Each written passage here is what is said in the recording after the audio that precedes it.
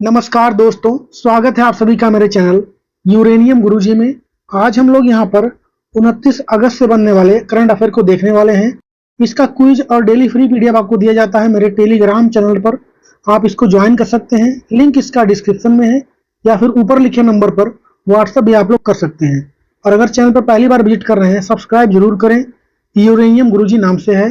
बाकी इसका बात करेंगे हम लोग बेल आइकन का, वो भी जरूर प्रेस करें ताकि क्या हो जाए, जब भी वीडियो अपलोड करूं नोटिफिकेशन आपके पास पहुंच जाए। चलिए शुरू करते हैं।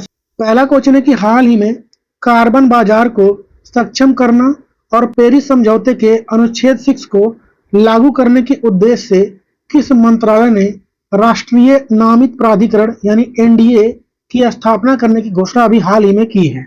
तो ऐसा घोषणा हुआ है पर्यावरण, वन और जलवायु परिवर्तन मंत्रालय के द्वारा। ठीक है, इसको ध्यान रखें। बाकी इससे संबंधित महत्वपूर्ण पॉइंट को हम लोग देख लेते हैं। तो हाल ही में पर्यावरण, वन और जलवायु परिवर्तन मंत्रालय MOEFCC ने कार्बन बाजार को सक्षम करने और पेरिस समझौता के अनुच्छेद 6.4 को लागू करने के उद्देश्य से राष्ट्रीय नामित प्राधिकरण यानी एनडीए की स्थापना भी करने की घोषणा की है। ठीक है, इसमें होगा क्या, तो कार्बन इमिशन ट्रेडिंग जो है इसके लिए बनाया गया है, इसको ध्यान रखें आप लोग। एनडीए की बात करेंगे जो बनाया गया है राष्ट्रीय नामित प्राधिकरण, इसमें कुल 21 मेंबर होने वाले हैं। तो इसकी अध्यक्षता कौन करेंगे, तो पर्यावरण सचिव जो होंगे वो इसकी अध्यक्षता कर रहे होंगे। अभी जो हाल ही में COP29 हुए थे वहां पर ये डिसीजन लिए गए थे और ये फोर्सफुली अब यह मतलब हर देश के द्वारा अप्लाई किया जाने वाला है। अगला क्वेश्चन है कि फीडे विश्व कप 2025 का आयोजन भारत के किस शहर में किया जाएगा। कई बार मैं पढ़ा चुका हूं आप लोग को कि इस बार इसका आयोजन कहां पर हो रहा है। फीडे वर्ल्ड कप का भारत में हो रहा है और अब ये भी पता हो गया भारत में कहां पर होगा, तो गोवा में होगा इसका आयोजन। बात करेंगे इसके बारे में हम लोग। तो फीडे जो कि रेगुलेट करती है, वो बॉडी है जो रेगुलेट करती है पूरी दुनिया में चेस को। ठीक है, उन्होंने अभी हाल ही में घोषणा किया है कि फीडे विश्व कप 25 का आयोजन भारत के गोवा में किया जाएगा।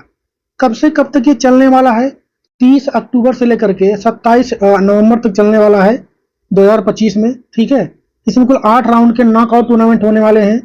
अगर हम लोग खिलाड़ियों की बात करें तो कुल इसमें 206 खिलाड़ी पार्टिसिपेट करने वाले हैं, जिनमें भारत के भी कई महत्वपूर्ण खिलाड़ी इसमें पार्टिसिपेट करेंगे।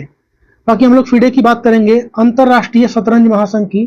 ठीक है, तो इसका स्थापना कब हुआ था यानी फॉर्मेशन कब हुआ था, तो 20 जुलाई 1924 को पेरिस में इसका स्थापना होता है।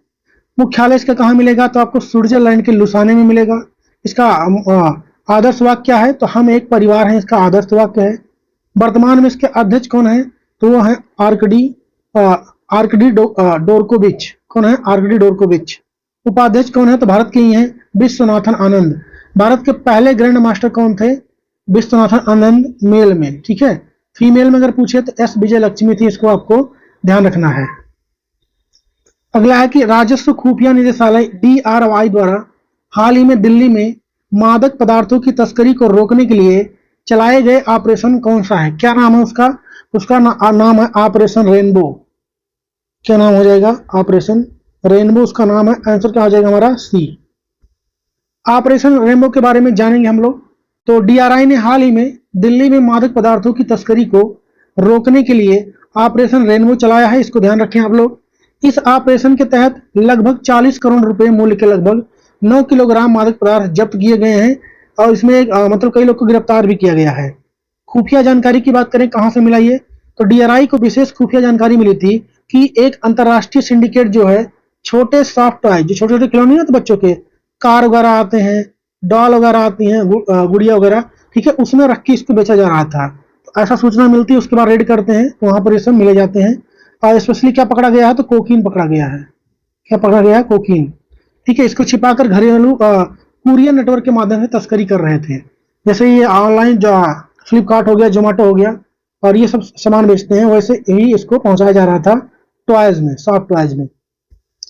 नेक्स्ट क्वेश्चन है कि हाल ही में प्रोजेक्ट आरोहण किस संगठन द्वारा शुरू किया गया है, तो national highway authority of India के द्वारा यानी NHAI के द्वारा इसको शुरू किया गया है। क्या है ये प्रोजेक्ट आरोहण, इसके बारे में जानते हैं हम लोग। तो पहले तो हाल ही में भारतीय राष्ट्रीय राजमार्ग प्राधिकरण यानी वही जो मैंने ऊपर बताया आप लोग को, NHAI ने प्रोजेक्ट आरोहण की शुरुआत की। तो पहला क्वेश्चन तो ये होगा किसने शुरुआत की, तो national highway authority of India ने। सेकंड, यह पहल टोल प्लाजा कर्मचारियों के बच्चों के शैक्षिक आकांक्षाओं को पूरा करने के लिए है। ध्यान रखें, टोल प्लाजा पे जो लोग काम करते हैं, रोड पे आपको पता होगा टोल प्लाजा लगा होता है, जहां से गाड़ियां वगैरह निकलती है वहां पे टोल टैक्स दिया जाता है। ठीक है, तो उनके जो कर्मचारी हैं उनके बच्चों के लिए एजुकेशन के लिए इसको लॉन्च किया गया है, खासकर जो उसमें आर्थिक रूप से कमजोर वर्ग के छात्र हैं उनके लिए बेसिकली। अच्छा, इसमें होने क्या वाला है,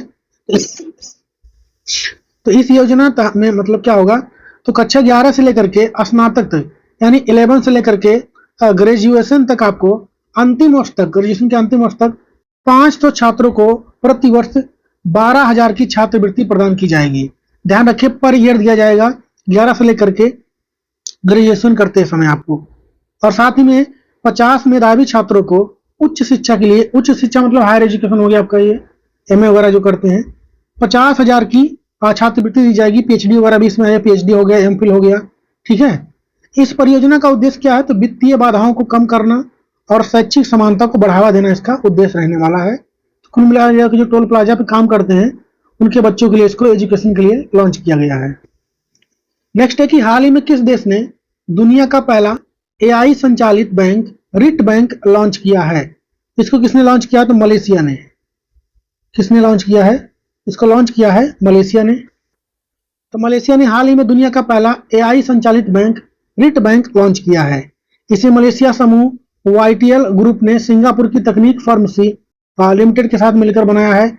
इसमें होगा क्या, तो ये इसमें बताया जाएगा एआई संचालित बैंक रहने वाला है। जैसे आप लोग वहां पे गए, पहली बात ये कई भाषाओं में, जो वहां पर लोकल भाषा है उनमें कई भाषाओं में इसको लॉन्च किया गया है। जो भी आपको काम करना है वहां पर, वो वहां पर मतलब एआई, सब पूरा बैंक ही समझ लिए एआई है, वो सब कुछ एआई करेगा। जो भी आप पूछेंगे बताएगा, जो भी करवाना खुद ही कर देगा वो। अगला है कि हाल ही में भारतीय नौसेना में शामिल किए गए आईएनएस उदयगिरी और आईएनएस हिमगिरी किस प्रकार के युद्धपोत हैं, तो स्टील गाइडेड मिसाइल फ्रिगेट हैं ये। बात करेंगे हम लोग आईएनएस उदयगिरी और आईएनएस हिमगिरी की। तो आईएनएस उदयगिरी और आईएनएस हिमगिरी भारतीय नौसेना के स्टील गाइडेड मिसाइल फ्रिगेट हैं, जिन्हें हाल ही में सेवा में शामिल किया गया है। किस प्रोजेक्ट के तहत, अगर ये पूछ ले तो प्रोजेक्ट 17A के तहत मतलब इसको बनाया गया था और शामिल किया गया है। आईएनएस उदयगिरी की बात करेंगे तो कहां पर बनाया गया है, तो मुंबई में स्थित है मझगांव डाक शिप बिल्डर्स लिमिटेड, वहां पर इसको बनाया गया है।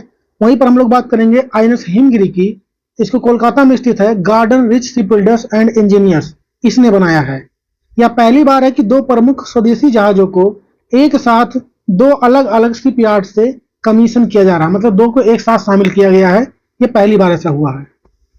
अगला क्वेश्चन है कि भारतीय टूर ऑपरेटर संघ यानी आईएटीओ के 41वें वार्षिक सम्मेलन की मेजबानी कौन सा शहर कर रहा है। तो इस बार इसकी मेजबानी कौन कर रहा है, विशाखापत्तनम। कौन कर रहा है, विशाखापत्तनम। आपको कहां मिलेगा, आंध्र प्रदेश में। भारतीय टूर ऑपरेटर संघ आईएटीओ का 41 नंबर का वार्षिक सम्मेलन 2026 में विशाखापत्तनम में इसका आयोजन किया जाएगा। ध्यान रखिए किस नंबर का, 41 नंबर का। और कब होगा ये, 2026 में होगा। यह घोषणा अभी हाल ही में उड़ीसा के पुरी में आयोजित हुए थे। अच्छा, जो इसके 40 नंबर की हुए थे बैठक, वो कहां पर हुआ था, उड़ीसा के पुरी में। वहीं पर इसकी घोषणा हुई है, ठीक है, 40वें वाले में, कि 41वां वाला कहां पर होगा। अच्छा, इसका उद्देश्य क्या रहता है, इस सम्मेलन का उद्देश्य पर्यटन को बढ़ावा देना और आंध्र प्रदेश के आकर्षक पर्यटन स्थल को दुनिया के सामने प्रदर्शित करना इसका उद्देश्य रहने वाला है। बाकी आप लोग अगर चैनल पे मेरे पहली बार विजिट कर रहे हैं, कंटेंट सही लग रहा है, तो मेरे चैनल को सब्सक्राइब जरूर कर लें, लाइक भी करें। अगला क्वेश्चन है कि हाल ही में प्रधानमंत्री नरेंद्र मोदी द्वारा मारुति सुजुकी की पहली इलेक्ट्रिक कार, जिसका नाम क्या है, ई विटारा। क्या नाम है, आप लोग सुनेंगे विटारा ब्रेजा करके आता है, ठीक है, उसी का ये इलेक्ट्रिक फॉर्म में निकाला गया है। तो उसका नाम क्या रखा गया है, ई विटारा। इसको कहां से हरी झंडी दिखाकर रवाना किया गया है, तो हंसलपुर है गुजरात में। हंसलपुर कहां पर है, गुजरात में। वहां से आपको फोटो में दिख रहे हैं नरेंद्र मोदी जी, जो कि वर्तमान में भारत के प्रधानमंत्री। तो उसके बारे में सारी बातें यहाँ लिखी हैं। तो पहला, प्रधानमंत्री नरेंद्र मोदी ने हाल ही में गुजरात के हंसलपुर में मारुति सुजुकी के प्लांट से कंपनी की पहली इलेक्ट्रिक कार, जिसका क्या नाम है, ई विटारा। आपको नाम ध्यान रखना है, पहला है इसलिए, मारुति सुजुकी कंपनी का पहला है, इसको हरी झंडी दिखाकर रवाना किया है। यह मारुति कंपनी की पहली इलेक्ट्रिक कार है, नाम क्या है, ई विटारा है। मेक इन इंडिया, यह बैटरी इलेक्ट्रिक व्हीकल भारत में बनाई गई है और इसे 100 से अधिक देशों में निर्यात किया जाएगा, जिससे भारत इलेक्ट्रिक वाहनों में एक वैश्विक केंद्र बन जाएगा। बाकी बैटरी और अच्छा यहाँ पर एक बात और हुई है, उसको भी मैं बता देता हूँ आप लोग को। अगर हम लोग बैटरी और प्लांट के उद्घाटन की बात करें तो इसी कार्यक्रम के दौरान प्रधानमंत्री नरेंद्र मोदी ने लिथियम आयन बैटरी, जिस बैटरी से ये चलता है इलेक्ट्रिक व्हीकल, ठीक है, उसे लिथियम आयन बैटरी कहते हैं, उसके प्लांट का भी उद्घाटन हुआ है। इसका भी उद्घाटन किया गया, जो हाइब्रिड बैटरी इलेक्ट्रोड का उत्पादन करेगा। इससे बैटरी के लिए भारत की आयात पर निर्भरता कम होगी। अच्छा, ये इलेक्ट्रिक जो व्हीकल है क्या नाम है इसका, ई विटारा। अच्छा, एक बार फुल चार्ज करेंगे कितना किलोमीटर तक जा सकता है लगभग, तो ई विटारा जाएगा 500 किलोमीटर तक, इसको ध्यान रखें। और इलेक्ट्रिक व्हीकल खरीदने के लिए कौन सी योजना चलाई गई थी, तो पीएम ई ड्राइव योजना। क्या थी, पीएम ई ड्राइव योजना थी, इसको ध्यान रखें। अगला क्वेश्चन है कि अगस्त 2025 में लिथुआनिया की नई प्रधानमंत्री के रूप में किसे नियुक्त किया गया है, तो इंगा रुगिनेन को। किसको किया गया है, इंगा रुगिनेन को। आंसर क्या हो जाएगा हमारा, सी हो जाएगा।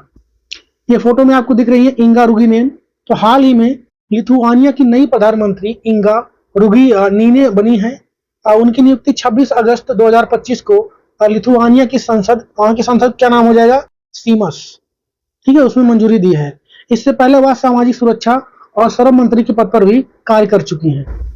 नेक्स्ट है कि हाल ही में पहला अंतरराष्ट्रीय पाली अध्ययन सम्मेलन ये कहां पर आयोजित किया गया है, इसका आयोजन हुआ है कैनेडी में। कैनेडी कहां पर है आपका, ये कैनेडी आपका है श्रीलंका में। कहां पर है, श्रीलंका में। तो पहला अंतरराष्ट्रीय पाली अध्ययन सम्मेलन हाल ही में कैंडी श्रीलंका में आयोजित किया गया है, ठीक है। और यह सम्मेलन कैंडी स्थित भारतीय सहायक उच्चायोग और श्रीलंका के पैराडेनिया विश्वविद्यालय के सहयोग से आयोजित हुआ था। इसका उद्देश्य क्या था, इस सम्मेलन का उद्देश्य पाली भाषा की विरासत और उसके समकालीन महत्व का विचार विमर्श करना था। बाकी आज का होमवर्क क्वेश्चन आप लोग के लिए कि हाल ही में किसने गगनयान मिशन के लिए क्रू मॉड्यूल के पैराशूट आधारित प्रणाली का सफलतापूर्वक परीक्षण करने हेतु एकीकृत वायु ड्राफ्ट IADT-1 किया है, मतलब कहां किसने किया है इसको, इसका परीक्षण अभी हाल ही में हुआ है, इसरो ने किया है। इसका जवाब छापेंगे आप लोग कमेंट में। कंटेंट सही लग रहा है आप लोग कमेंट में बताएंगे। स्पीड आप लोग को मतलब सही हुई है मेरी कि नहीं, ये बताएंगे आप लोग कमेंट में, कि बहुत तेज स्पीड तो नहीं है। शुरू में एक बच्चे ने कमेंट किया था कि स्पीड बहुत तेज थी, तो मैंने इस बार थोड़ा स्लो स्पीड किया है। मैं चाहता हूं कि जल्दी से जल्दी मतलब 10 से 15 मिनट के अंदर आपको कंटेंट प्रोवाइड किया जाए, क्योंकि करंट अफेयर में बहुत ज्यादा टाइम नहीं देना होता है, ठीक है। बाकी चलिए ख्याल रखिए अपना, हम लोग मिलेंगे कल की वीडियो में, तब तक के लिए जय हिंद।